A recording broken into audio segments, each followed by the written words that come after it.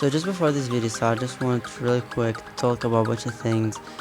I want to dedicate a special thanks for each and every one of you guys who reached out to me on any of my social medias, including my Xbox, and just went there and took out of their time just to type me these really nice and positive comments. I really thank you guys so much, and it's appreciated. I never look at someone's message and not reply. It would be only if I'm offline or something.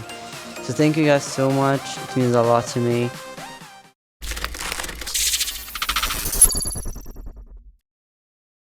Hello and welcome everyone to my channel. Today I'm bringing you a kind of tutorial or a guide about how I play Hanzo. And the thing about it is it's not a tutorial or nothing advanced. It's typically just how I play Hanzo, because I don't believe I'm at that level of efficiency to actually give tutorials and stuff, because there's a lot I have to learn myself. So what I'm here about to tell you is just some stuff that I think I should let you know about if you want to start playing Hanzo, because I gained them from many hours of playing Hanzo. I have around, I don't know, something like 75.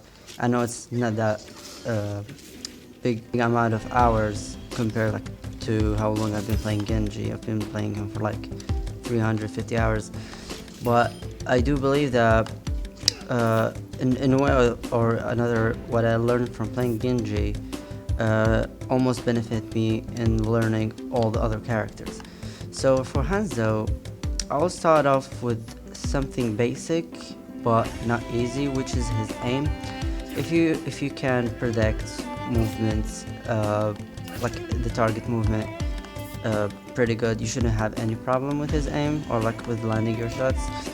But the thing about Hanzo is that your movement while fighting is super important, which is why I want to tell you about this warm-up or practice method that one of the very best Widowmaker players on PC use, named Skifree. If you don't know him, I recommend checking him out. I'll leave the link in the description. So what Skifree does with Widowmaker before entering any match on competitive, he sits on this platform and single-handedly, without using the left hand, he only uses the right hand, and try to land headshots without moving. Let the platform control your movement and you control your camera. That will improve how well you can read movements, because you aren't the one who are controlling your movement. I don't know if you guys realize, but if you played Hanzo, you would realize that you often aim with your movement more than you aim with your camera, because you don't want to apply a very big amount of pressure on your stick, so you're afraid to maybe over flick it or over push it, so you just tend to move, because moving is more accurate. And that headshot right there, that didn't register. Yeah, so I would recommend doing this for around 30 minutes or 15 minutes, just as long till you reach the point where you feel you are comfortable with hitting headshots. Thing about it's kind of boring, because it takes a while for this platform to move from a place to another. Yeah, so that's about it. So second thing I want to talk about is wall climb. Wall climbing is super important on Hanzo, and it's gonna be even more significant after the patch goes live. I don't know if you're aware, but the time it will take Hanzo for charging his arrow after finishing the wall climb will be way smaller, so you will be able to charge it even faster, and you will be able to charge your shot and continue that momentum as you are wall climbing, and also you're gonna get 10% faster shot. So it's very good buff for Hanzo. I don't know if it was needed because I personally don't find a lot of problems with Hanzo. His kit is so good, super good. As long as his storm bow, I don't think there's any problem with it. But they feel like he should be buffed. I don't know because I don't know, he's the meme lord or something like that.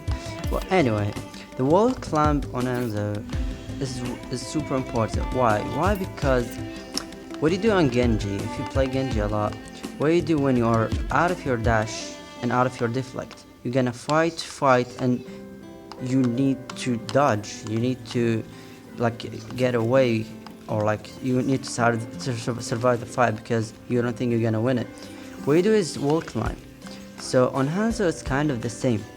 So what you do is you shoot and wall climb and then try to land a flick shot or any kind of shot you use. So wall climb, like often people forget about when they're fighting, and it's kind of like it's a thing that you can add to your gameplay that will improve it way more.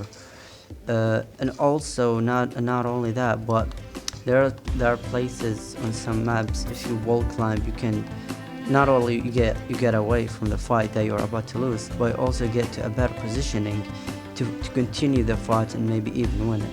So that's why I just keep focusing on wall climbing, because it is super crucial. And when I play, I usually don't need it because I tend to play on a long range.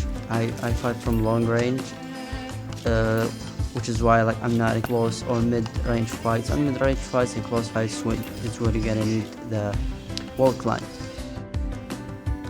So now for flicking. I know this topic gets thrown around so often, that should you flick or should you not flick with Hanzo, or like with projectile heroes in general.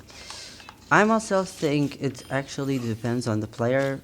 It's not really a thing that you should do or shouldn't do.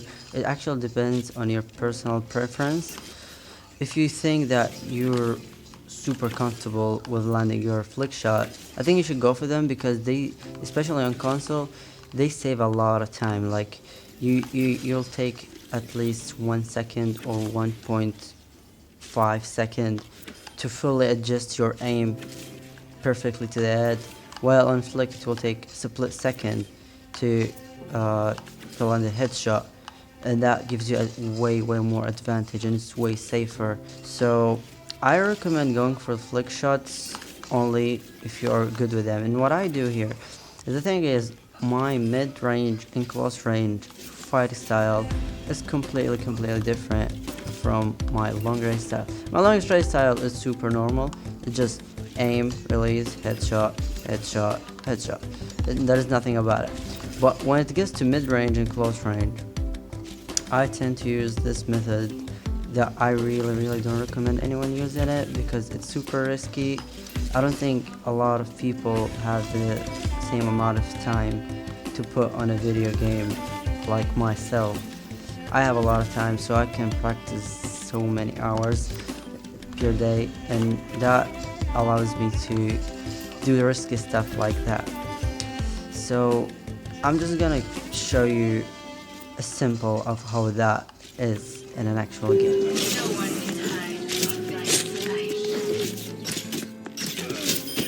Just as when we were boys.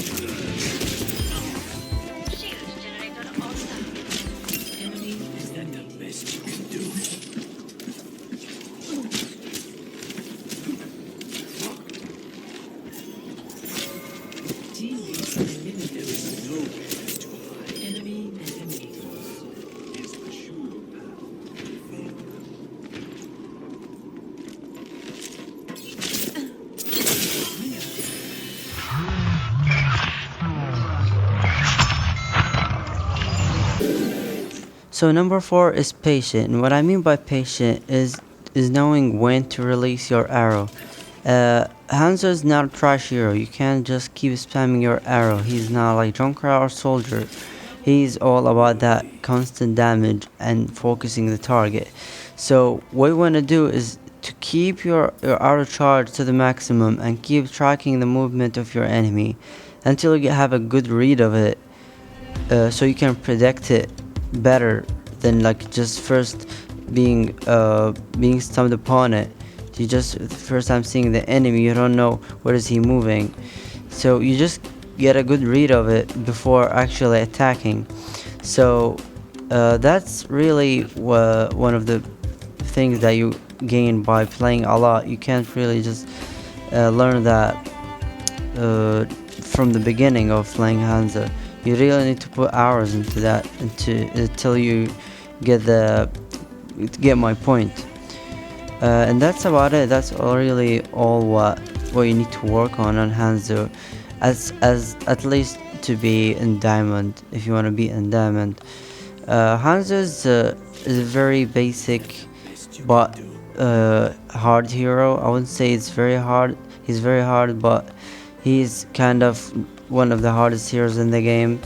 So if you are like new to the game and yes, you are yet mechanically not capable of him, I recommend like playing other characters until you feel that your mechanics are enough, because he already have a bad reputation in the Overwatch community. So please do not pick him on competitive if you didn't warm up, practice, and know what you are doing. And that's it for this video. I hope you guys enjoyed, and thank you. I'll see you guys in the next one.